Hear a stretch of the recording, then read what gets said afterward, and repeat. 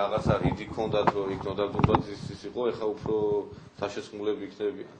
და ჩვენ კიდე ჩვენი მოთხოვნა არის ერთ-ერთი, რომ ჩვენ აქ კიდევაც დავაფიქსირეთ, რომ ერთხელ და სამუდამოდ წითელ ხაზებში მოექცეს და აი წითელ ხაზებში მოექცეს ეს პარკები, იმიტომ რომ აი სპეკულაცია რომ მიდის, რომ აქ არ მიდის და იქ მიდის, ამით შეწყდება რა. რო ეცოდინებათ, რომ აი ამ წითელ ხაზებში არის მოქცეული ვაკის პარკი, მზიური და სხვა პარკები, უკვე ვეღარ დაარღვევენ ასე უხეშად კანონს. თბილისი შესაძლოა საბავშვო ქალაქის გარეშე დარჩეს. ეკოლოგიური სამართლის ცენტრში აცხადებენ, რომ დედაქალაქის მერია ვარაზის ხევიდან თამარაშვილის ქუჩამდე ჩქაროსნული მაგისტრალის მშენებლობას აპირებს, რაც მზიურის ფუნქციონირებას ხელს შეუშლის.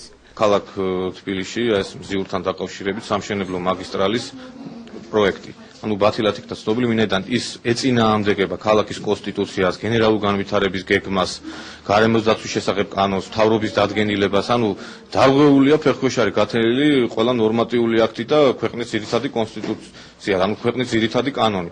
ჩვენ არ გავჩერდებით და ნურავის ეგონება, რომ აი ჩქარი ტემპებით როდესაც მიდის ეს მშენებლობა, არ გაჩერდება, როგორც გაანადგურეს და აი მიწასთან გაასწორეს მზიური, კეთილს ინებებენ და ისევ აღგადგენენ.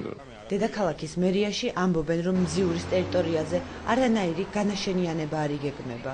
ახალი პროექტის მიხედვით დაგეგმილია მხოლოდ მოძრაობის განხორციელება.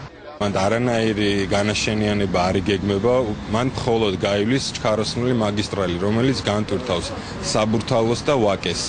ეს არის ამ პროექტის ძირითადი დატირთვა და განაშენიანება აქამდე მოხდებოდა მანდ რომ ეგეთი გადაწყვეტა ქონოდა ქალაქის ხელმძღვანელობას, მაგრამ მსგავსი გადაწყვეტილება არ არის და ეს არის უბრალოდ თითიდან გამოწვეული თემა, რომ შემდგომში მან დაიწყება მშენებლობა, აშენდება კალონკები, აშენდება სახლები, მსგავსი რამე არაფერი არ იგეგმება. აქ მუშაობენ როგორც ეკოლოგები, ისევე ყველა აბსოლუტურად ის პიროვნება ღებულობს მონაწილეობას, ვისი კუთხითაც, ვისი მიმართულებებიც არის ამ პროექტში ჩადებული და მაქსიმალურად ვცდილობთ მზიურსაც არ ვეხებით და არც ზოოპარკს არ ვეხებით. საზოგადოების ნაწილისათვის ჩქაროსნული მაგისტრალის მშენებლობა მისაღებია, თუმცა ნაწილი ფიქრობს, რომ მზიურს თავისი ისტორიული მნიშვნელობაც აქვს და მის ადგილას რაიმე სახის მშენებლობა მიუღებელია.